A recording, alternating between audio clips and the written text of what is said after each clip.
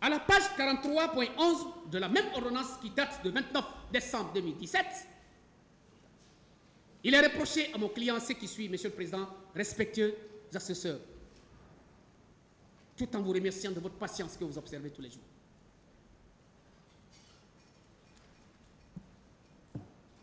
Il a dit ceci.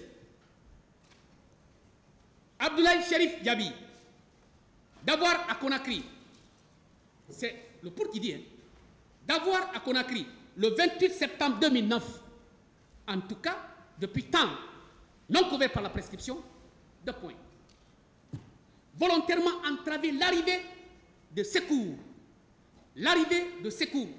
destinés à faire échapper les manifestants aux crimes et délits commis au stade. Je reprends. D'avoir volontairement entravé l'arrivée de secours destinés à faire échapper les manifestants aux crimes et délits commis au stade. Nous allons être d'accord que lorsque le pool des juges dit ceci, que cela suppose que le colonel était posté au stade. Il était posté là. C'est ce que ça veut dire. Volontairement entraver l'arrivée. Mais à quel moment on entrave l'arrivée de quelqu'un? C'est lorsqu'on est présent. Lorsqu'on est présent, je vous empêche de passer. Mais il a entravé qui? Selon le pool, qu'il a entravé l'arrivée des secours.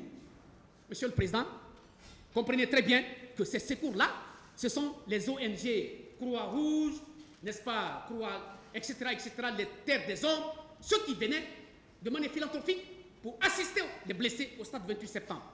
Que le colonel, à l'instant T égale à 0, était là posté, qu'il a empêché, il a entravé l'arrivée de ces personnes. Mais le colonel n'était pas là. Et l'ordonnance précise, le 28 septembre 2009, pendant la commission de ces infractions-là, que le colonel, après que ça a été commise, l'arrivée des secouristes, il les a empêchés. Bon Dieu, bon sang. On est où?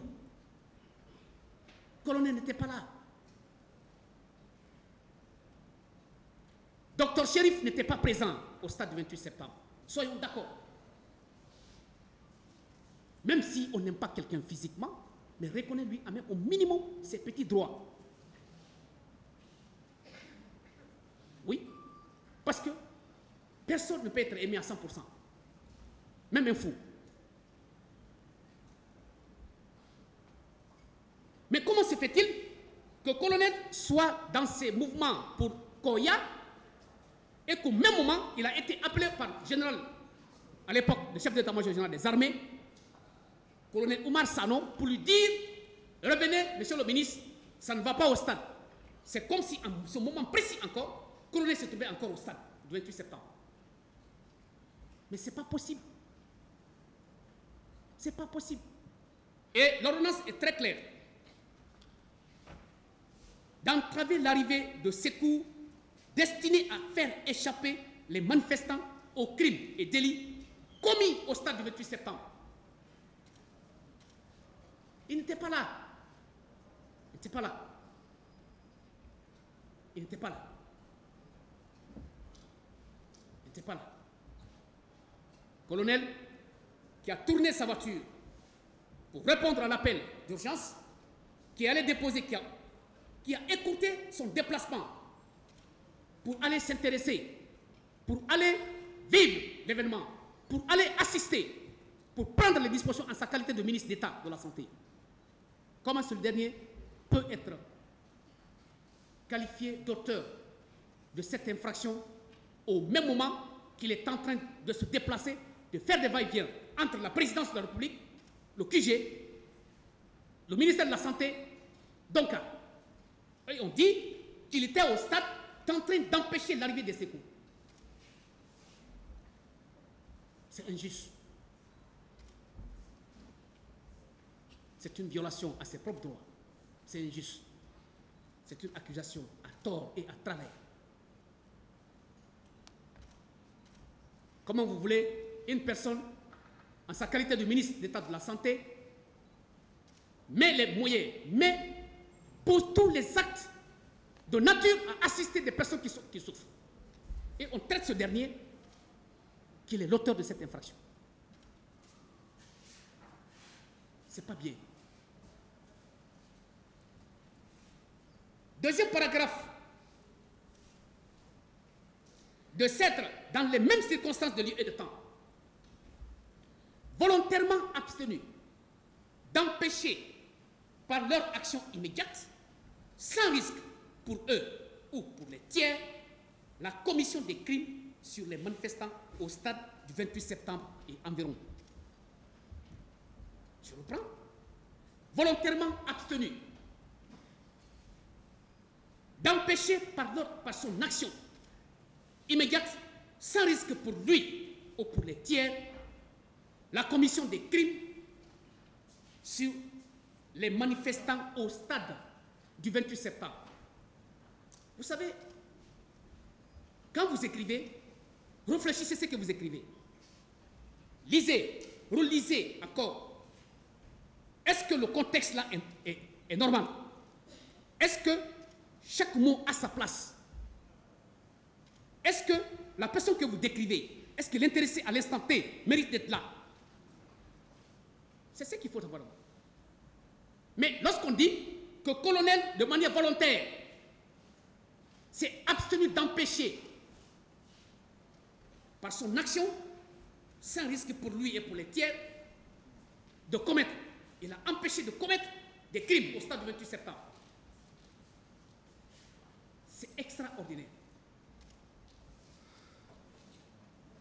C'est extraordinaire. Mais de quelle abstention s'agit-il? C'est pas ça. Parce qu'il n'était pas présent. Colonel Chérif, il faut le répéter parce que je ne cesserai de le dire. Il n'a jamais été au stade du 28 septembre, que cela soit très clair. Pour les uns, pour les autres, et même pour les tiers au dehors. Que ça soit très clair, il n'a pas été au stade du 28 septembre, il n'a pas été au stade du 28 septembre, ni dans les environs. Au point qu'on lui reproche de cette infraction, qu'il s'est abstenu volontairement. Mais on s'abstient de quelque chose de manière volontaire lorsqu'on est présent à cette chose, lorsque la personne est présente à cette chose. Comment quelqu'un peut être couché à la maison ce jour, le 28 septembre, un citoyen qui était à Bambeto, un citoyen qui était à Lambaye, qui était couché dans son salon, qu'on puisse lui reprocher d'être au stade du 28 septembre ce jour-là? Non, c'est possible. Le colonel n'a jamais été au stade. Même dans le parcours que j'ai décrit ici, dans sa narration des faits. La route de Koya, directement au QG à la présidence. De là-bas, c'est Donka. De Donka, ministère. Du département, il est revenu à la présidence. À la présidence, c'est le surlendemain, le 30 septembre 2009, qu'il est venu en compagnie de monsieur le chef de l'État, ghanéen, président d'Addis, plus le chef de l'État de Burkina Faso à l'époque, Blaise Compaoré. Mais tout le monde a vu ça à la télé. Lorsque monsieur le président d'Addis passait saluer les malades. Mais on va fabriquer quoi? On va fabriquer quoi contre lui? Troisièmement, c'est le même pool, la même ordonnance qui précise encore, volontairement abstenu de porter assistance aux personnes en péril ou de provoquer un secours. Aux personnes en péril ou de provoquer un secours. Cela revient de provoquer un secours. Monsieur le Président, je viendrai sur les éléments constitutifs de cette infraction. Vous comprendrez que le régime juridique de cette infraction est spécifique. Je le dis sous le contrôle des pénalistes. L'infraction non-assistance à personne en danger, avant ces éléments constitutifs, il y a des conditions préalables. Ces conditions sont de deux ordres. Les conditions liées à l'auteur et celle liée à la victime. Sans ces conditions, à l'instar même des éléments constructifs, le délit n'est pas constitué ou peut ne pas être constitué. C'est ça